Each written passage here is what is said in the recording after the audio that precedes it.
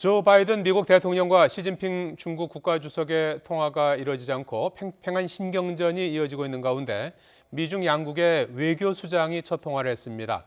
우호적인 덕담이 오가는 일반적인 첫 통화와 달리 서로 날카로운 대립각을 가감없이 드러낸 통화였습니다. 이승배 기자가 보도합니다.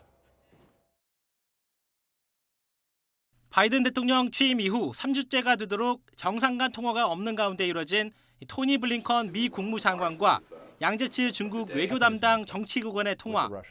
협력의 중요성에 대한 원론적인 언급을 잠시 했을 뿐 주저없이 공격적인 입장을 서로 드러냈습니다. 미 국무부는 보도자료를 통해 블링컨 장관이 미국이 신장과 티베트, 홍콩 문제에 대해 인권과 민주적 가치를 계속 지지할 것임을 강조했다고 밝혔습니다. 또 미얀마 군사 쿠데타를 비판하는 국제사회의 움직임에 중국도 동참하라고 압박했습니다.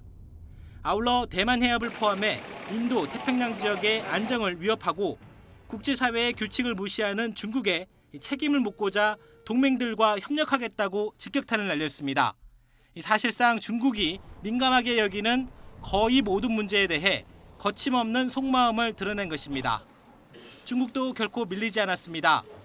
양제츠 정치국원은 중국은 미국이 잘못을 바로잡아 상호 존중과 협력으로 두 나라 관계를 발전시키길 촉구한다며 꼬인 양국 관계의 책임을 전적으로 미국에 돌렸습니다. 또 대만 문제는 중미 관계에서 가장 중요하고 민감한 핵심 문제로 중국의 주권과 영토 문제가 걸려 있다며 미국은 하나의 중국 원칙을 엄격히 지켜야 한다고 맞받았습니다.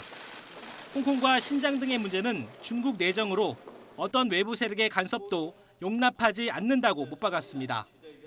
결국 혹시나 관계 개선에 물꼬를 틀 수 있을까 했던 미중 외교수장의 첫 전화는 결코 쉽지 않은 양국 관계의 앞날을 확인하는 데 그쳤다는 분석입니다.